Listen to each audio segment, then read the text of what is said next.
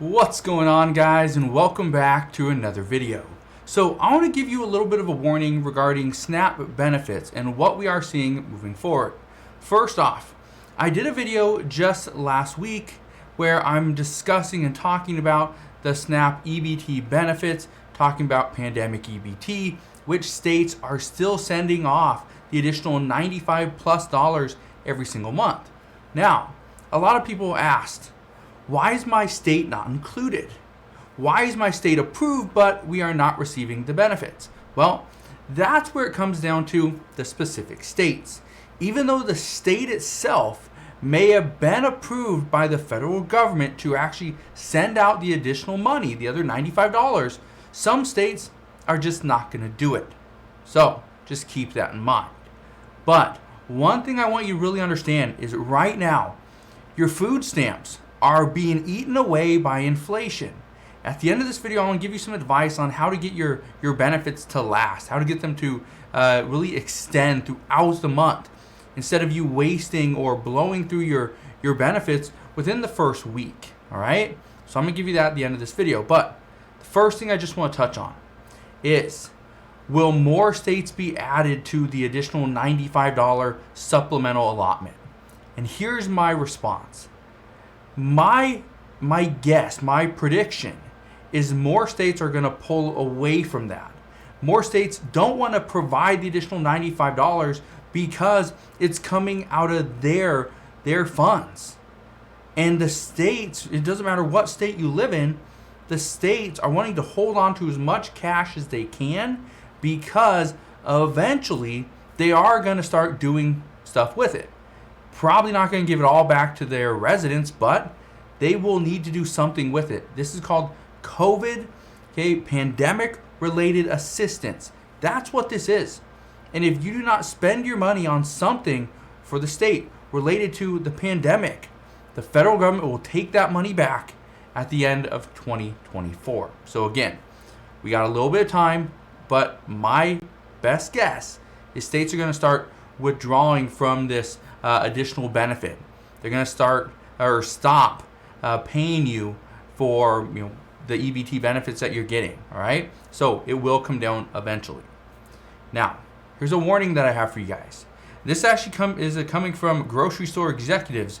They are saying that the less expensive items, like the store brand items, these are in essential products. These are the items that are selling out the fastest. These are things like bread, milk, cheese, rice, cereals, things like that. And these executives are saying that these go fairly quickly. And that is part of the reason why the price continues to go up. And so one of the things that these grocery store executives are saying is you need to be aware of when to buy certain products, what to buy, and how much to buy. For instance, grocery experts are now saying that SNAP beneficiaries need to purchase the majority of their items around 1 week prior, 1 week prior to their EBT benefits getting added to their card for that month. Okay, let me say that one more time. Grocery experts are saying that SNAP beneficiaries need to purchase the majority of their items around 1 week prior to EBT benefits getting added to their card. They are saying this for multiple reasons. The main reason is this: because when people get money added to their card or their cards get replenished, they're more likely to rush out to the grocery store and buy food. This causes the stores to go somewhat bare. And if the store is somewhat bare or you cannot find the product that you want, that you normally buy, you're more likely to buy the more expensive product because, well, that's all there is. So as a result, you will not have the product that you normally buy because, well, for one, it's going to be gone. And the second thing is you're going to have to pay more money if you do want something very similar. So keep that in mind. Now, the most recent consumer sentiment is now showing that Americans are expecting inflation to continue upwards for the next 3 months. This means that buying food now and holding on to it is potentially a good idea. Now, I've been saying this for quite a while, is if inflation continues to go up, the problem is if we wait longer and longer and longer to buy something, we're going to pay more. Okay? So one of the things that you should do is stock up on food. If you have a big purchase that you know you have to make, then you might want to consider making that, rather or sooner rather than later. Or just don't make large purchases and hold on to a little more cash. Now, I want to help you get your benefits to last a little bit longer. So, how can you do that? Here's what experts are now saying, and they've been saying this for a while. First, buy foods that don't expire for quite some time. The reason for this is buying foods that expire fairly quickly, you do one of two things.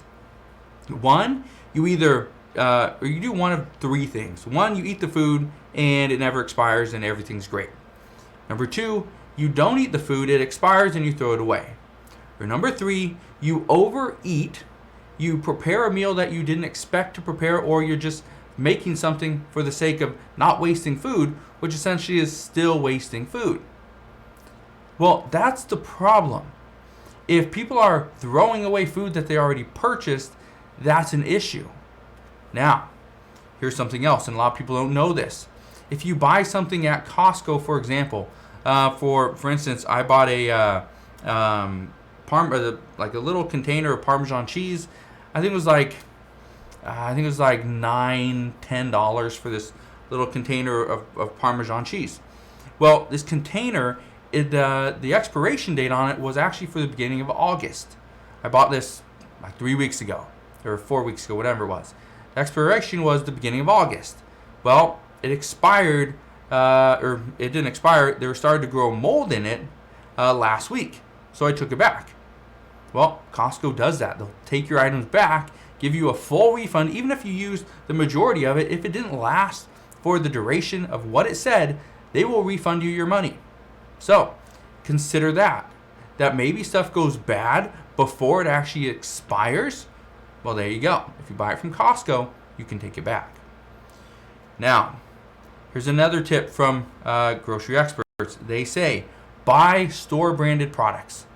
Now, this is always a good idea because you buy cheaper items, okay? So that's one of the first things you can do is buy a cheaper item, which is normally a store-branded product. So, little tip there. The next thing is buy in bulk. This is a big one. You can save money if you buy in bulk. You will save a lot of money if you buy in bulk.